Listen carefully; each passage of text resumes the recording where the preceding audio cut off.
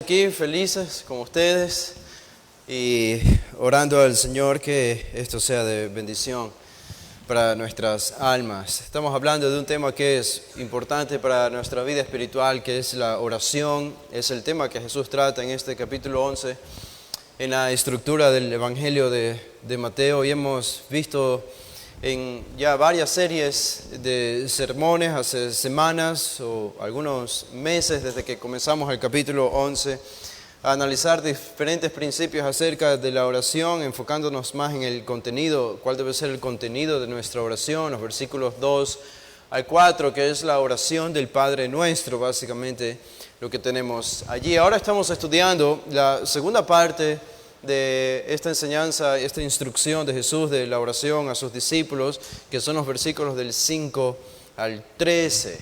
Así que si me permiten leerles estos versículos para que tengan la idea completa en sus mentes. Lucas capítulo 11, versículo 5.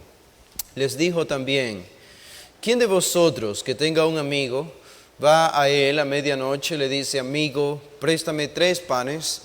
Porque un amigo mío ha venido a mí de viaje y no tengo que ponerle delante. Y aquel respondiendo desde adentro le dice: no me molestes, la puerta ya está cerrada y mis niños están conmigo en cama, no puedo levantarme y dártelos. Os digo que aunque no se levante a dárselos por ser su amigo, sin embargo por su importunidad se levantará y le dará todo lo que necesite. Y yo os digo: pedid y se os dará, buscad y hallaréis, llamad y se os abrirá. Porque todo aquel que pide, recibe, y el que busca, halla, y al que llama, se le abrirá. ¿Qué padre de vosotros, si su hijo le pide pan, le dará una piedra? ¿O si pescado, en lugar de pescado, le dará una serpiente? ¿O si le pide un huevo, le dará un escorpión? Pues si vosotros, siendo malos, sabéis dar buenas dádivas a vuestros hijos, ¿cuánto más vuestro Padre Celestial dará el Espíritu Santo a los que se lo pidan? Esta es la sección de la instrucción de Jesús a sus discípulos, que no tiene que ver ya con el contenido de la oración, el cómo orar, sino responde parte de la razón por qué debemos orar y habla acerca de la actitud con la que nosotros debemos orar.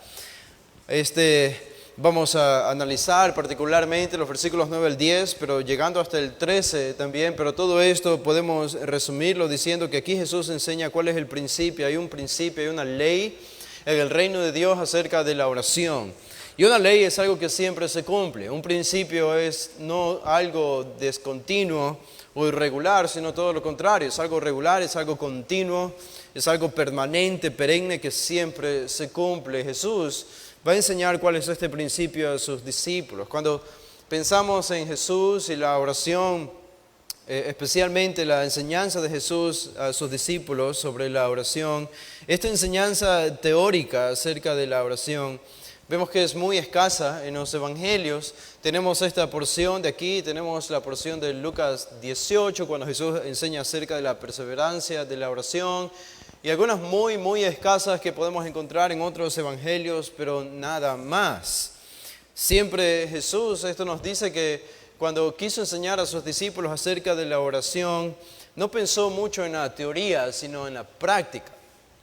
Porque cuando hablamos de la oración tenemos que tener el cuidado aquí de no caer en el error de teorizar en extremo lo que es la oración y cómo debemos orar, y olvidar lo más importante, que para aprender a orar y para volvernos excelentes en la oración, todo lo que necesitamos es la práctica. La teoría es importante, pero cuando hablamos de la oración, la práctica llega a pulir incluso nuestra teoría. Y es así que vemos a Jesús en los evangelios no enseñando mucho acerca de la oración a sus discípulos. Si consideramos la oración del Padre Nuestro, hemos dicho, la podemos leer en menos de 1 minuto. Y esta es toda la estructura, este es todo el contenido de lo que Jesús enseña a sus discípulos, de lo que ellos debían pedir, de lo que nosotros debemos pedir. Pero Jesús sí enseñó a sus discípulos cómo orar, siendo un modelo para ellos. Y esto parece que fue el gran énfasis de su ministerio. No fue tanto con la teoría, sino con la práctica, que Jesús impactó los sentidos de los discípulos cuando les mostraba cómo oraba, la intensidad con la que oraba, la humildad con la que oraba, la frecuencia con la que oraba. Y esa es el gran enseñanza para nosotros, que incluso lo vemos aquí en el Evangelio de Mateo. Ahora, nosotros nos enfocamos, porque Jesús no solo es suficiente para Él con decirles a sus discípulos qué tienen que pedir al Padre, hay algo más. Hay algo más, ¿sí? Y los versículos del 5 al 8 vimos la semana pasada, tenemos una historia, una parábola que Jesús cuenta, y esta parábola tiene un propósito particular y es enseñar algo específico acerca de la oración. ¿Recuerdan ustedes la historia? Este es un hombre que tiene un amigo y este amigo lo visita inesperadamente a altas horas de la noche. Él no lo esperaba, no había cómo avisarle. Usualmente viajaban en la noche, no tenía qué ponerle delante, no tenía panes. Así que decide ir hacia otro amigo a visitarlo a medianoche, a tocar la puerta desde afuera, sin tener vergüenza de despertarlo, con la osadía de quizá interrumpir el sueño de toda su familia, de su esposa, de sus hijos, de sus siervos, de los animales que hayan estado ahí dormidos también.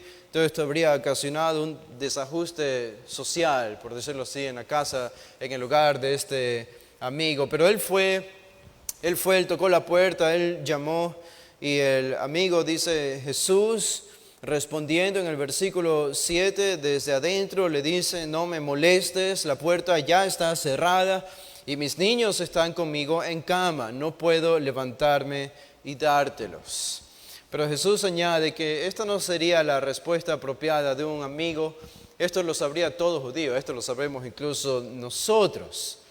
En el versículo 8 entonces Jesús concluye esta parábola enseñándonos cuál es el centro y el núcleo, lo más importante, la lección principal de esta historia. En el versículo 8 Jesús dice, os digo que aunque no se levante a dárselos por ser su amigo, sin embargo por su importunidad, se levantará y le dará todo lo que necesite. Esa palabra importunidad, que la podemos traducir como desvergüenza, como osadía, como atrevimiento, como una cierta intrepidez de parte de este hombre que se atreve a interrumpir el sueño de toda la familia de su amigo porque tenía una necesidad.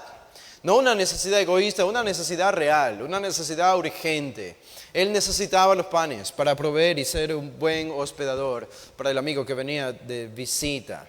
Y Jesús dice entonces aquí, este atrevimiento, esta osadía hizo algo que la amistad no pudo hacer, y es que este otro amigo se levantó y le dio todo lo que él necesitaba. Y ese es el énfasis al final del versículo 8, se enfatiza la necesidad. No solo se levantaría a darle los 3 panes, sino todo, cualquier cosa que él necesite. Y ustedes tienen que entender entonces que toda esta enseñanza, esta parábola, los versículos que siguen, tienen que ver con lo que necesitamos cuando oramos al Señor. Así que esto deja fuera, desde la introducción, desde el comienzo de esta historia, los 3 panes y lo que Él necesite, deja fuera cualquier tipo de petición egoísta. Esto deja fuera lo que hay en el movimiento evangélico, carismático, acerca de reclámalo y pídelo y el Señor te lo dará. La oración supuestamente de fe, desde ese contexto que nosotros encontramos en el contexto carismático, la idea de torcer el brazo a Dios para que Él me dé lo que yo le pido. No, son cosas que necesitamos. Eran 3 panes que Él no tenía. Es lo que necesitamos. Ahora, noten el versículo 9. Yo creo que nos quedemos un poco en el versículo 9 y 10, porque en el versículo 9 vemos la aplicación, y esto lo vimos la semana pasada, más bien de manera rápida, pero quiero hacer un poco más de énfasis en este versículo 9, porque lo que dice Jesús es importante. Esta es la aplicación de la historia, de la parábola de Jesús a sus discípulos. Dice, y yo les digo a ustedes, pedid y se os dará, buscad y hallaréis, llamad y se os abrirá. Este versículo 9 entonces es la aplicación de la parábola. Ahora, ¿qué tiene que ver esta historia con nosotros?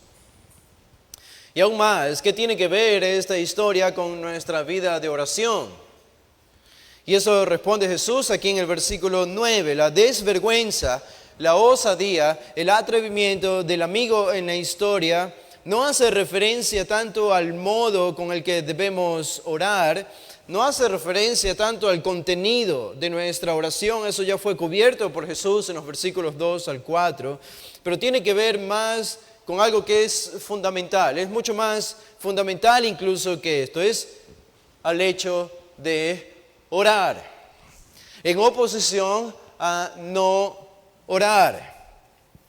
Jesús conocía a sus discípulos, Jesús nos conoce a nosotros, y Él sabe que nuestro problema con la oración no es que no podemos orar. El problema con la oración que nosotros tenemos no es que no sabemos cómo orar. El problema no es que no sabemos cuándo orar. No, el problema es que pudiendo orar, sabiendo cómo orar y sabiendo cuándo orar, no oramos. Ese es el problema. Jesús sabía que ese era el problema de sus discípulos. Así que podemos resumir este sermón diciendo, hermanos, oren. Es esencialmente lo que Jesús está enseñando a sus discípulos. Ahora, Jesús pudo decir esto solo en 3 palabras, discípulos, oren, 2 palabras. Jesús pudo haber dicho esto, pero en cambio Él cuenta una historia, una parábola acerca de un hombre atrevido, aplica la historia de esa parábola en el versículo 9 y nos dice en el versículo 10 que hay un principio acerca de la oración, que fue la razón por la que el hombre se atrevió a molestar a su amigo a medianoche. Y por último, en los versículos del 11 al 13 nos dice cuál es el motivo detrás de ese principio. Y la palabra que tenemos aquí entonces en el versículo 9, Jesús aplicando esta parábola dice a ellos, pidan. Pidan, 3 verbos imperativos, pidan, busquen y llamen. Pidan, busquen y llamen. Y yo creo que estas 3 palabras enfatizan 3 aspectos diferentes acerca de la oración, de una oración bíblica, de una oración verdadera. Pedid. La palabra pedir es la palabra aiteo. Y esto nos habla acerca de una necesidad, de humildad. Nos habla de dependencia. Ahora la aplicación es entonces pidan, busquen y llamen. Y la primera es pidan. Y esta palabra aiteo la podemos entender si por lo menos la vemos en el contexto de otra palabra que es un sinónimo también para la oración y que a veces se traduce también como orar o pedir o hacer una petición en el contexto del Nuevo Testamento. Por ejemplo, solo para leer un versículo en Juan, el capítulo 16, el versículo 23. Noten esto. Juan 16, 23 dice, en aquel día no me preguntaréis nada, dice Jesús a sus discípulos. Juan 16, 23. No me preguntaréis. Esa palabra preguntaréis se usa también como una referencia a orar o a pedir a Dios. En aquel día no me preguntaréis nada, de cierto os digo que todo cuanto pidiereis, ahí está nuestra palabra, aiteo, todo cuanto pidiereis al Padre en mi nombre os lo dará. Versículo 24, hasta ahora nada habéis pedido en mi nombre, pedid y recibiréis para que vuestro gozo sea cumplido. La Reina Valera correctamente traduce entonces aiteo como pedir y la otra palabra que es un sinónimo como preguntar. ¿Por qué les indico esto? Porque la idea es que aiteo es un término que indica sumisión, es suplicar. Es la palabra que se usa de un inferior que pide algo a un superior. Es la palabra que se usa cuando un mendigo pide algo a alguien que tiene más dinero. Es la palabra que se usa cuando un hijo le pide algo a un padre o cuando el hombre le pide algo a Dios. La otra palabra que se traduce como preguntar es una palabra que se usa en el contexto de 2 iguales, lo que un rey le pide a otro rey, no lo que un siervo le pide a un rey. Y de manera interesante, esa es la razón, saben ustedes, que cuando Jesús usa la palabra orar o pedir y se la aplica a Él mismo, Él nunca se aplica a la palabra pedir o aiteo cuando Él ora a Dios o a su Padre.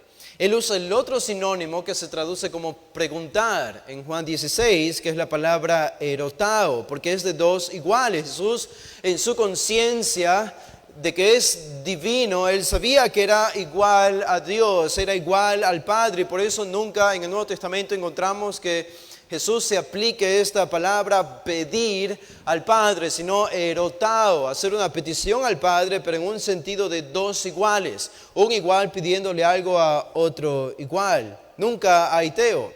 Pero hay algo más acerca de esta palabra pedir, y es que en el Nuevo Testamento es usada acerca de peticiones individuales. Es decir, apunta al contenido de una petición. No son oraciones generales, sino son oraciones particulares. Puede ser en un tiempo de suma necesidad cuando venimos al Señor y le pedimos algo. Un ejemplo de esto que tenemos en el Antiguo Testamento es la oración de Ana. Ustedes recuerdan la oración de Ana y la petición particular de Ana en el Antiguo Testamento, en 1 Samuel 1. Dice en el versículo 10, y ella con amargura del alma oró a Jehová y lloró abundantemente e hizo voto diciendo: Jehová de los ejércitos, si te dignares mirar la aflicción de tu sierva y te acordares de mí. Esta es su oración, esta es la petición particular. Dice: te acordares de mí y no te olvidares de tu sierva, sino dieres a tu sierva un hijo varón, yo lo dedicaré a Jehová todos los días de su vida, no pasará navaja sobre su cabeza. Esta es la gran oración de Ana. Siendo estéril, pidió un hijo varón a Dios. El versículo siguiente y los versículos siguientes relatan cómo Elí confundió la oración de Ana con una mujer ebria. Ella corrigió y dijo que de su aflicción estaba haciendo una petición al Señor. Y Elí dice en el versículo 17, Elí respondió y dijo: ve en paz y el Dios de Israel te otorgue la petición que le has hecho, lo que le has pedido. Es la misma palabra equivalente a la que tenemos en Lucas 11:9, pedid. Es este tipo de peticiones.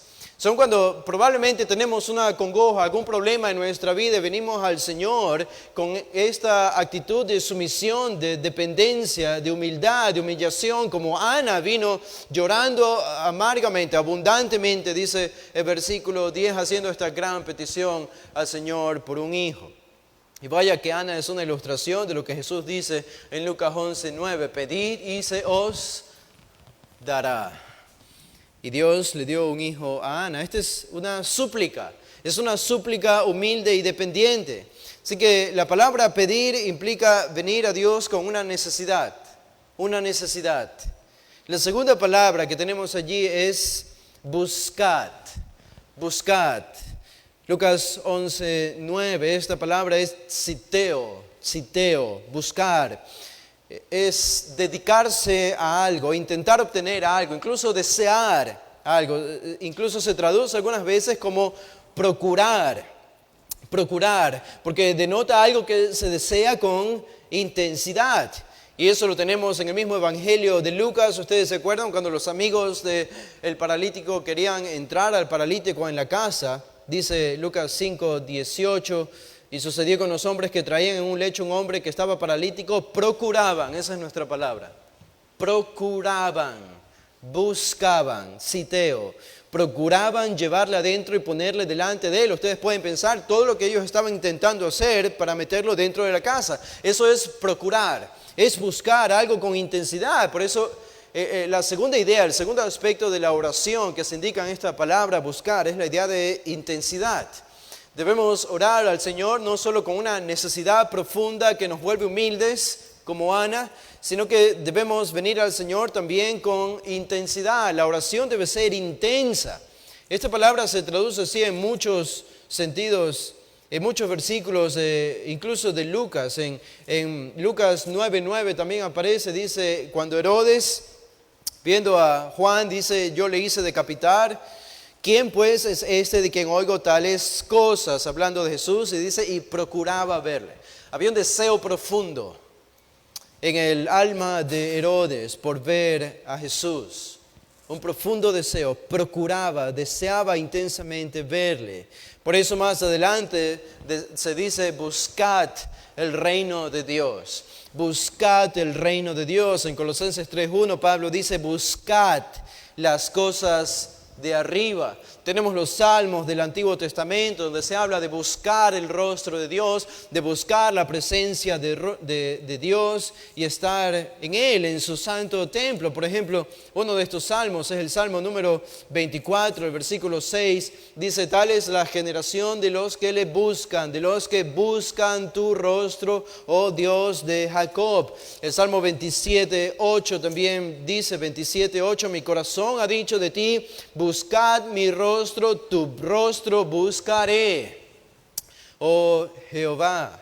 Y podríamos leer otros muchos salmos que enfatizan buscar el rostro de Dios. Ahora, esto habla de la idea de intensidad. La oración debe ser intensa.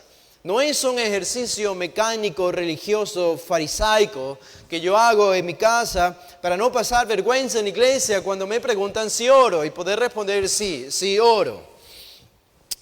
Tenemos que entender que la oración es un encuentro personal con Dios, es una experiencia, es un evento que se lleva a cabo cuando yo me pongo sobre mis rodillas y medito en quién es Él y le hablo y Él me habla en su palabra. Es en un sentido espiritual, nos lleva a la oración, a la dimensión celestial donde todo es diferente y de donde nosotros no queremos salir. ¿Cómo sé si oro con intensidad? Juan Bunyan, que pasó años en la cárcel, él se hizo experto, se volvió experto en la oración. Y una de las cosas que él enseña acerca de la oración es que toda oración debe ser intensa. Si te cuesta orar, y todos hemos estado allí y en diferentes momentos estamos allí, pero si te cuesta orar, es porque no estás orando con intensidad. Si no puedes dejar de orar, si te cuesta dejar de orar, si la oración se vuelve algo tan natural para ti, lo más probable es que estás orando con intensidad. Tenemos que orar entonces con una profunda necesidad, eso es pedir. Tenemos que orar con una profunda intensidad, eso es buscar. Y en tercer lugar, la última palabra es llamad. Llamad y se os abrirá.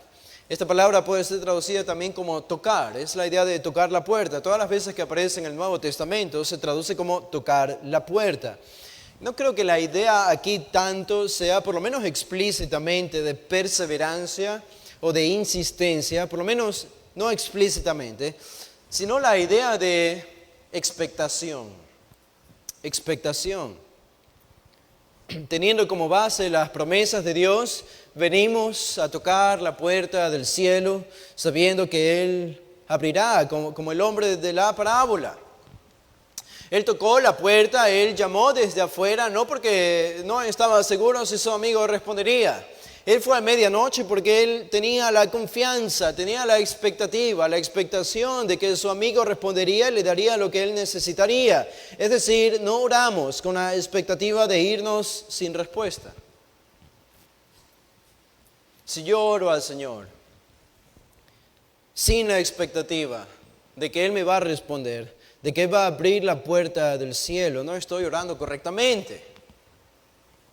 Tengo que orar con la expectación de que Él va a responder porque Él ha prometido que va a responder. Esto es una oración de fe, no es otra cosa que orar con fe porque Él ha prometido. Ahora, piensa en estas tres palabras entonces, pedir, buscar y llamar. Estos tres imperativos, porque son tres imperativos, son órdenes de Jesús a los discípulos, es como nosotros tenemos que orar, no se encuentran en un vacío, no es que Dios va a responder como resultado de nuestra persistencia o insistencia, más que enfatizar la obra humana. Estos tres imperativos enfatizan la fe. La razón por la que el hombre se atrevió a molestar a su amigo a medianoche fue porque creyó que su amigo le proveería los panes. Porque él sabía que no iba a ser una petición egoísta.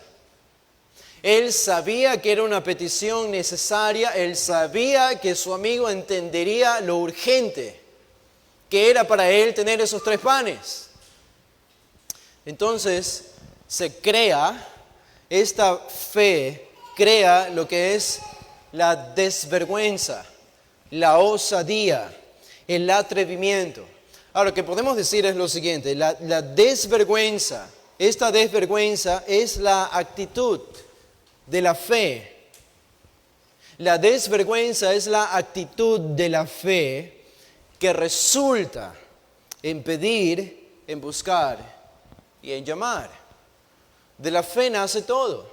Y si yo sé que voy a pedir algo al Señor porque realmente lo necesito y que Él ha prometido que me lo va a dar, eso va a crear en mí osadía en la oración. Y esa osadía me va a llevar a pedir con una profunda necesidad, a buscar con intensidad en la oración y a llamar con la expectativa de que Él va a responder a esa oración. Ahora, esto es lo que Jesús está diciendo aquí. Ahora, noten algo más y que es importante. Esto nos lleva al versículo 10. Cada uno de estos imperativos tiene una promesa. El que pide se le dará, el que busca hallará y al que llama se le abrirá.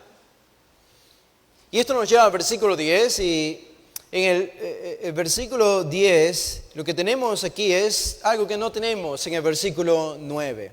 En el verso 9 es cierto el versículo 9 porque Jesús lo dice, que el que pide se le da, al que busca y al que llama se le provee.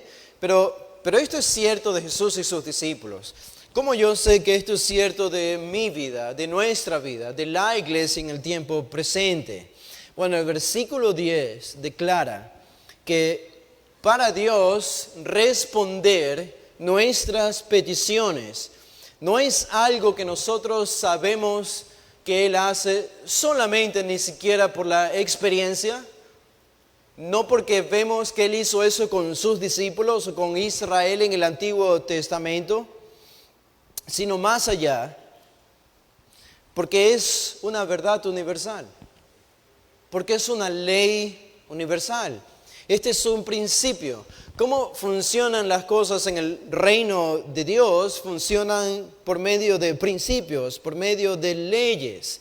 Ahora, lo que esto significa es que Dios responde a los que piden, pero Él responde no de manera intermitente, no de manera discontinua, irregular o esporádica.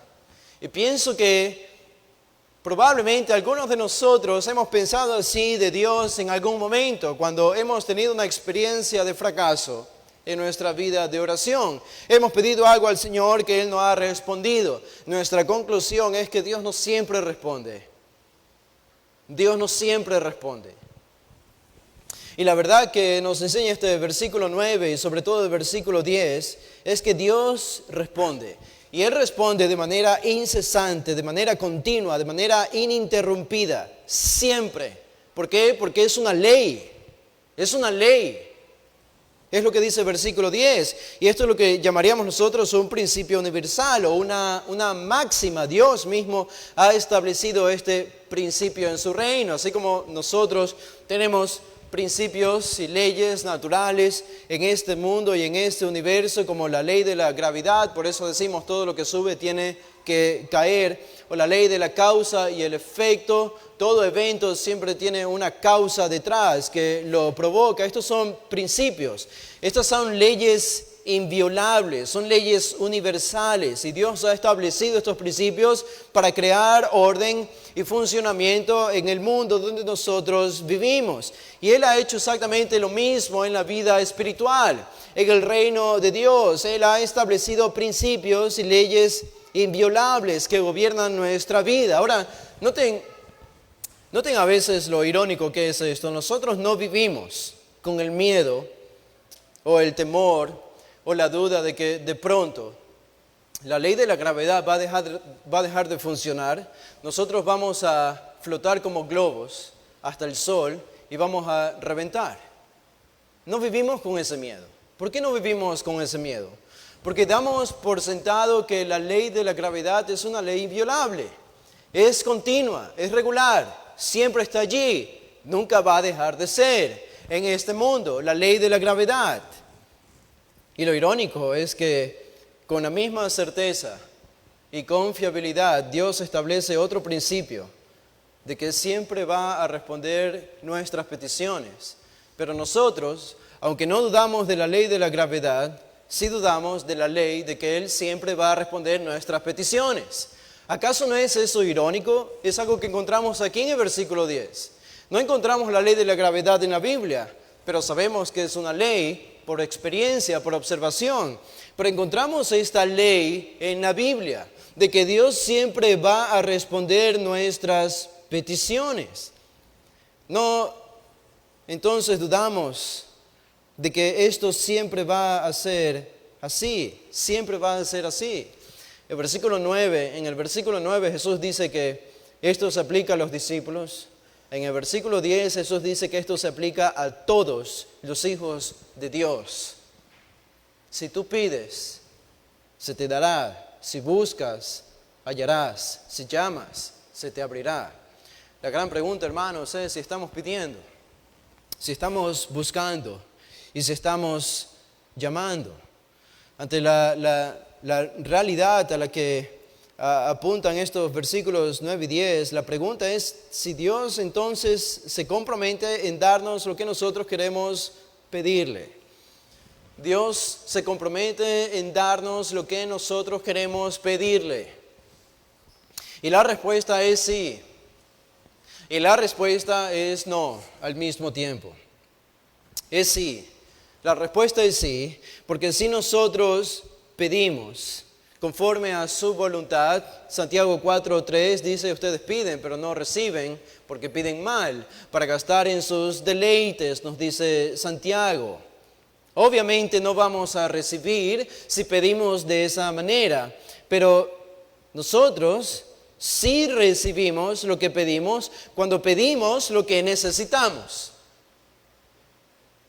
¿Y qué cosas necesitamos? A veces ese es el problema, que yo pienso que necesito algo cuando Dios cree que no necesito lo que yo pienso que necesito.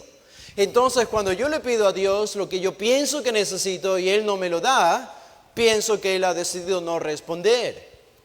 Y lo que ha sucedido es que yo no he pedido conforme a su voluntad, porque lo que estaba pidiendo realmente no lo necesitaba. Tengo que hacer una distinción entre lo que realmente necesito y lo que no necesito, o lo que se llama las necesidades sentidas. Lo que me dicen mis sentimientos que necesito no es siempre lo que yo realmente necesito. Todo esto está encerrado y está contextualizado en este pasaje de Lucas 11. Nosotros no tenemos la libertad de pedir lo que nosotros queremos a Dios. Tenemos la libertad de pedir lo que necesitamos a Dios. Y es en ese contexto, en ese marco de referencia que Él hace la promesa. Si ustedes lo piden, se los doy. Si llaman, se les abrirá. Si buscan, hallarán. Siempre y cuando pidan lo que realmente necesiten. Pero qué gran promesa. Qué gran promesa. Por tanto, el contexto provee y limita cuáles son las peticiones que Dios siempre, continua e ininterrumpidamente va a responder, las que Él se compromete a responder. Y los versículos 11 al 13 simplemente enfatizan más esa misma idea, particularmente el versículo 13. Un padre pide cosas que realmente necesita, o un hijo, pide cosas que realmente necesita a su padre. Y el Padre seguramente se las va a dar. Este es un gran principio, el versículo 10. Por eso dice, noten el cambio en los tiempos verbales. Mientras que en el versículo 9 Jesús les dice, pidan y se les dará, busquen y hallarán, llamen y se les abrirá. En el versículo 10 es un aspecto diferente, un tiempo diferente en los verbos. Dice, porque todo aquel, noten, este es un principio, porque todo aquel que pide recibe. Y el que busca halla, y todo aquel que llama se le abrirá. Esta es una ley. Es la ley de la oración en el reino de Dios. Esto siempre va a suceder. Nunca va a dejar de suceder. Y lo que tenemos a continuación en los versículos del 11 al 13, entonces esto nos lleva al siguiente punto, que es la aplicación, versículo 9, el principio en el versículo 10 y el motivo, los versículos 11 al 13. ¿Cuál es el motivo? ¿Por qué Dios ha establecido este principio en el reino de Dios que nosotros podemos aplicarlo a nuestra vida? Bueno, Versículo 11 dice, ¿qué padre de vosotros, si su hijo le pide pan, le dará una piedra? Estas dos palabras, pan y piedra, no están en el manuscrito original de Lucas, pero sí están en Mateo 7. Sí se encuentran en el original de Mateo 7. Dice, o si pescado, en lugar de pescado, le dará una serpiente, versículo 12. O si le pide un huevo, le dará un escorpión. Pues si vosotros, siendo malos, sabéis dar buenas dádivas a vuestros hijos, ¿cuánto más vuestro Padre Celestial dará el Espíritu Santo a los que se lo pidan? Esto es lo que nos lleva al gran principio del versículo 10. Alguien dijo, busca lo que debes buscar, busca donde debes buscarlo, busca cuándo debes buscarlo y busca cómo debes buscarlo.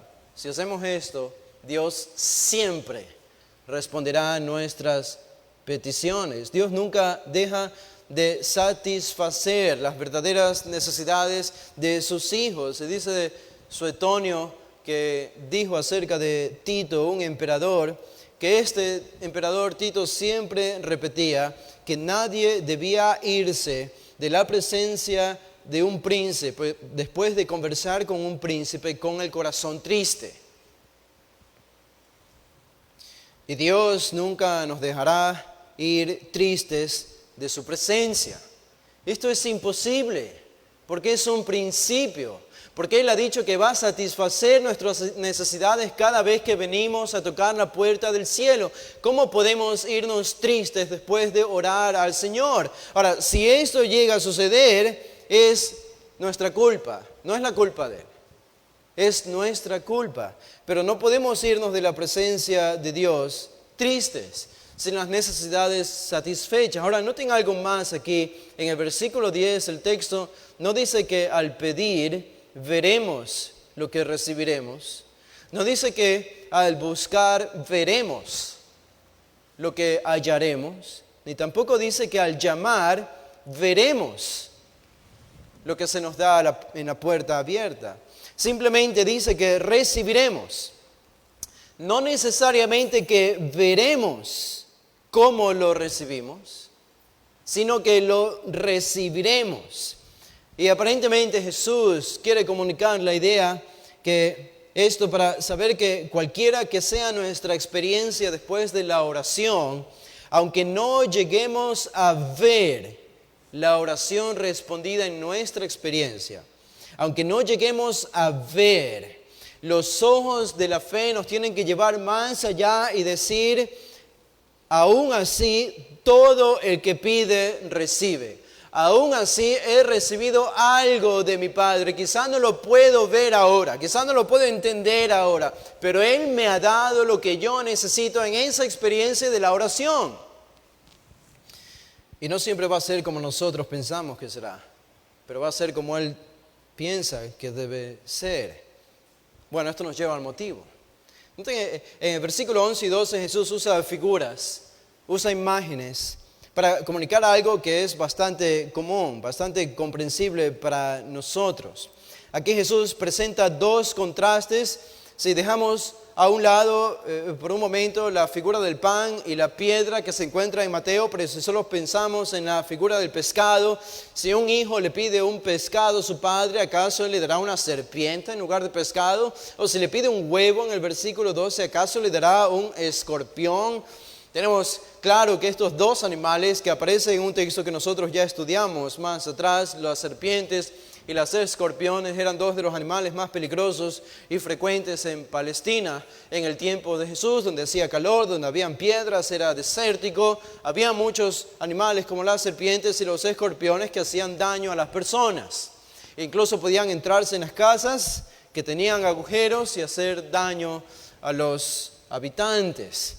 Así que estos dos animales revelan para nosotros lo que haría daño a una persona. Lo que haría daño a una persona. Y es simplemente inconcebible pensar que un padre le daría algo a un hijo que le vaya a hacer daño, incluso al punto de la muerte. Esto es inconcebible. Ahora, no es imposible encontrar algún caso en la historia de la humanidad donde esto se haya ocurrido, pero esas son las grandes excepciones, grandes excepciones. El gran patrón es ver que los padres siempre dan lo que necesitan a sus hijos. La idea de estas dos figuras que se comparan, comparativas, es que el hijo pide algo bueno, el hijo pide algo que necesita, es comida, pescado y huevo. Dos alimentos que también eran muy frecuentes en Palestina. Y el padre les da algo malo, serpientes y escorpiones.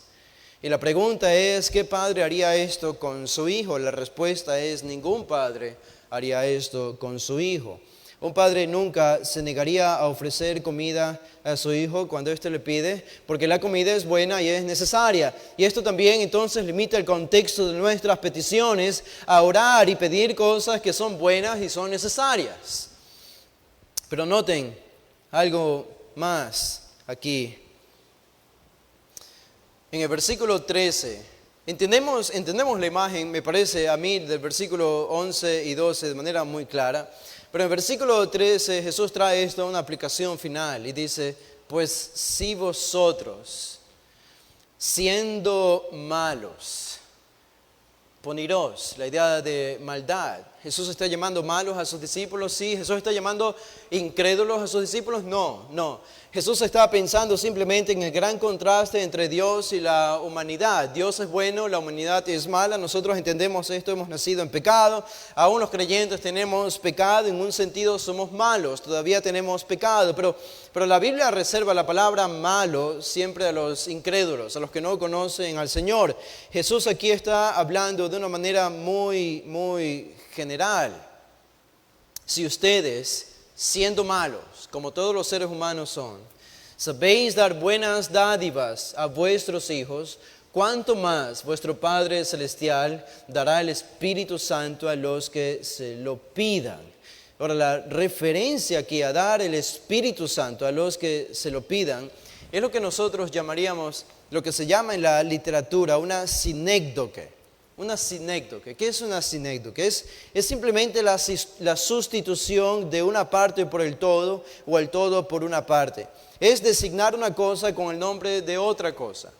Si les refiero un ejemplo, lo van a entender fácilmente. Si pensamos en el pan, en la misma petición del Padre nuestro, danos el pan nuestro de cada día. El pan. Esa es una sinécdoque. Porque cuando hablamos de pan, incluso en nuestro vocabulario, en nuestras conversaciones, yo me gané el pan con el sudor de mi frente, no estamos queriendo decir que con nuestro salario que viene del trabajo hemos realmente, literalmente comprado solamente pan. El pan sirve como una figura para hacer referencia a toda necesidad material, todo tipo de alimento, vestido y todo artefacto que necesitamos dentro de la casa. Pan es una sinécdoque para toda necesidad material. Por tanto, cuando Jesús usa aquí la referencia al Espíritu Santo, el Padre Celestial dará el Espíritu Santo a los que se lo pidan. El Espíritu Santo no indica que es lo único que Dios está dispuesto a dar a los que le pidan. No. Si se preguntan, ¿qué es lo más valioso que Dios puede darme a mí? Si ustedes se preguntan, ¿qué es lo más valioso que Dios puede darles a ustedes? La respuesta es Él mismo. Él mismo. Que Él mismo se dé a ustedes es inmensamente más valioso que cualquier otra cosa en la que nosotros podemos pensar. Darse Él mismo a nosotros. Y qué sorprendente versículo el 13 cuando Jesús dice, cuánto más vuestro Padre Celestial dará el Espíritu Santo a los que se lo pidan. En otras palabras, Él está dispuesto a darse a sí mismo, a ustedes, si ustedes piden correctamente. Pablo nos recuerda en Romanos 8:32, al que no escatimó a su propio Hijo, ¿cómo no nos dará junto a Él todas las cosas. Él nos ha dado al mismo Hijo. Simplemente la idea de lo que Jesús está diciendo aquí es sobrecogedora, que si nosotros le pedimos, Él no solo está dispuesto a darnos algunas cosas buenas, sino que está dispuesto a darse a sí mismo, a nosotros. ¿Y saben qué incluye eso? Eso incluye toda cosa buena. Toda cosa buena que tú y yo necesitamos para glorificar al Señor está resumida en que Él está dispuesto a darnos al Espíritu Santo que nos ha dado a Cristo, como Pablo dice en Romanos 8. El Espíritu Santo es Él, es todo, es la bendita Trinidad. Por eso Mateo 7:11, en el pasaje paralelo, Jesús dice: ¿cuánto más nuestro Padre, vuestro Padre que está en los cielos, dará buenas cosas a los que le pidan? Buenas cosas. ¿Cómo resumimos buenas cosas? El Espíritu Santo. Si Dios está dispuesto a darnos el Espíritu Santo, está dispuesto a darnos todo. Todo. Así que no tienen que en este momento perder tiempo pensando, y yo tampoco quiero perder tiempo hablando, sobre lo que algunos evangélicos dicen acerca de la oración erróneamente, que tenemos el derecho de pedirle cualquier cosa a Dios y Él está en la obligación de respondernos, porque aquí Él está haciendo esta promesa de que si pedimos Él nos lo va a dar. Todo esto lo podemos resumir solo con un pasaje. En Juan, podríamos usar más, pero en Juan, el capítulo 15, versículo 7, noten lo que dice Jesús a sus discípulos. Juan 15, 7, si permanecéis en mí y mis palabras permanecen en vosotros, esta es la condición, pedid. Este es un creyente maduro, este es un creyente que solo piensa en cosas espirituales, no hay nada egoísta. Si permanecen en mí, mis palabras permanecen en vosotros, pidan todo lo que quieren y les será hecho. Esta es la misma ley que encontramos en Lucas 11. Aquí Jesús la está repitiendo al final de su ministerio, antes de ir a la cruz a sus discípulos. Pidan todo lo que quieren y les será hecho, pero con la condición de que mi palabra abunde en ustedes. Eso significa que si mi palabra abunde en ustedes, ustedes no van a pedir nada que no sea conforme a la voluntad de Dios. Y el versículo 8 añade: en esto es glorificado mi Padre, en que llevéis mucho fruto y seáis así mis discípulos. Noten a qué idea conecta Jesús las peticiones que le hacemos y que Él está dispuesto a responder al versículo 8. A llevar fruto para Dios. O sea, todas las peticiones con las que venimos a Dios tienen que tener como propósito, como objetivo principal y cardinal, llevar fruto para la gloria de Dios. Y eso deja fuera cualquier petición que sea egoísta. Este pasaje es demasiado claro y me parece a mí que aclara la gran controversia y confusión que existe en el movimiento carismático acerca de esto. Así que vosotros aquí tienen la intención de comparar a Dios con la humanidad.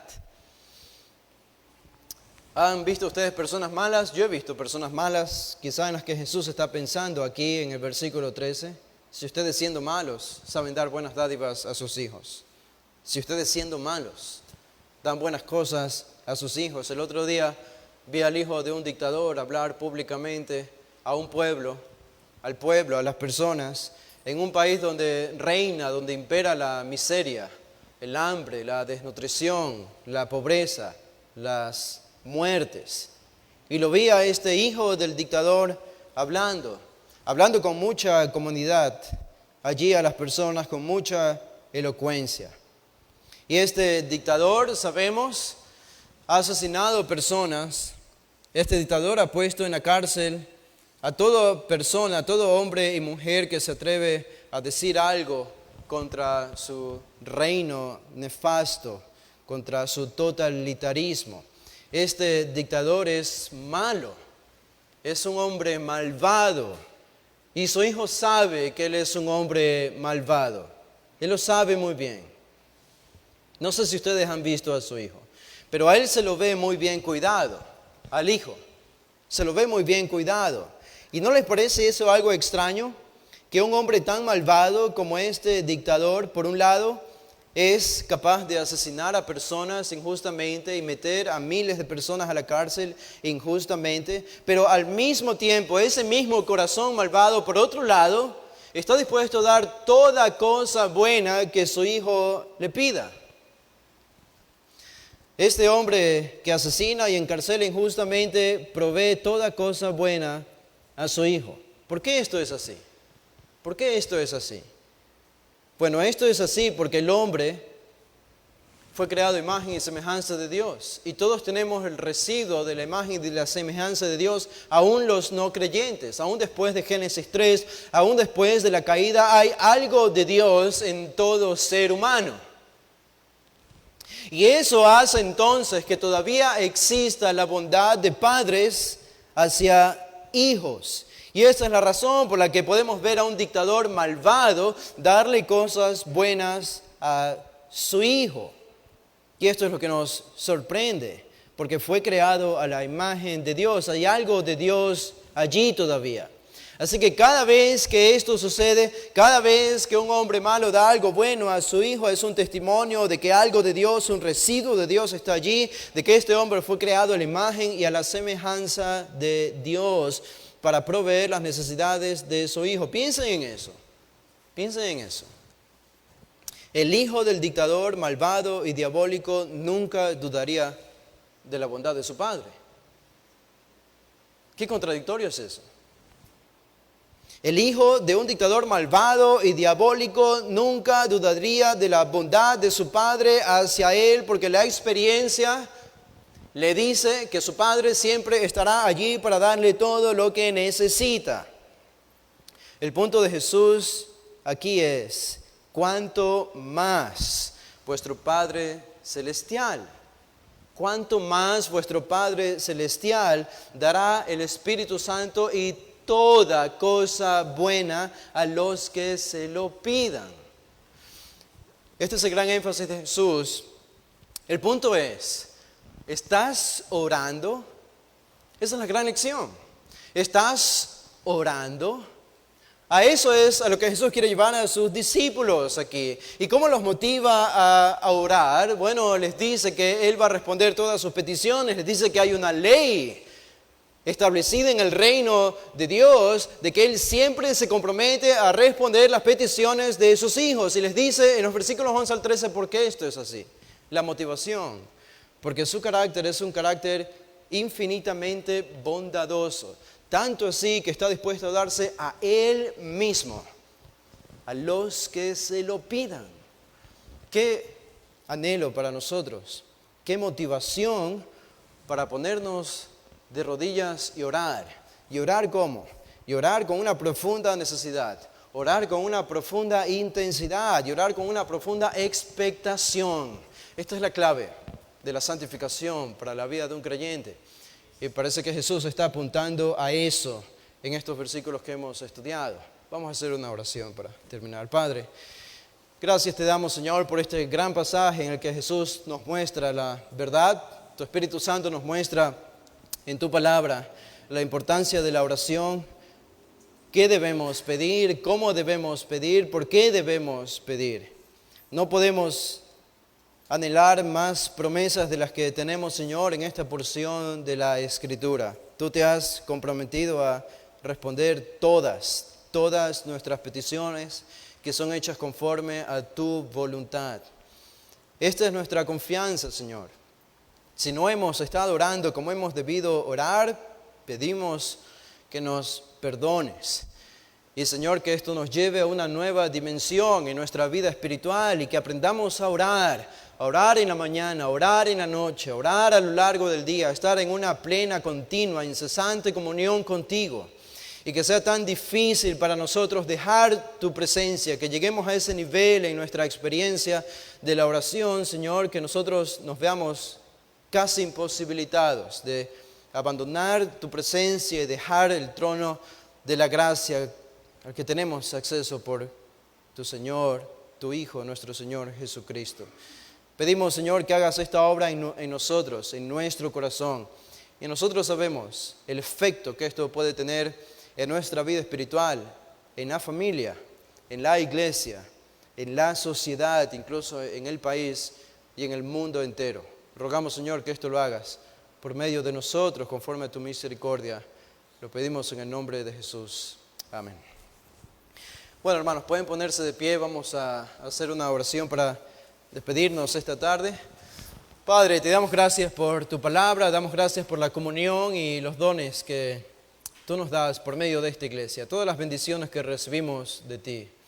Gracias porque nos has permitido exaltar tu nombre. Y ahora que nos despedimos, rogamos, Señor, que guardes los principios que hemos aprendido hoy, que sean grabados en nuestra mente y nuestro corazón, y que bendigas el tiempo de comunión, de coinonía, y también nuestra partida de la iglesia, que nos lleve, Señor, con tu protección y tu cuidado en esta semana. Ayúdanos a glorificarte, lo pedimos en el nombre de Jesús. Amén.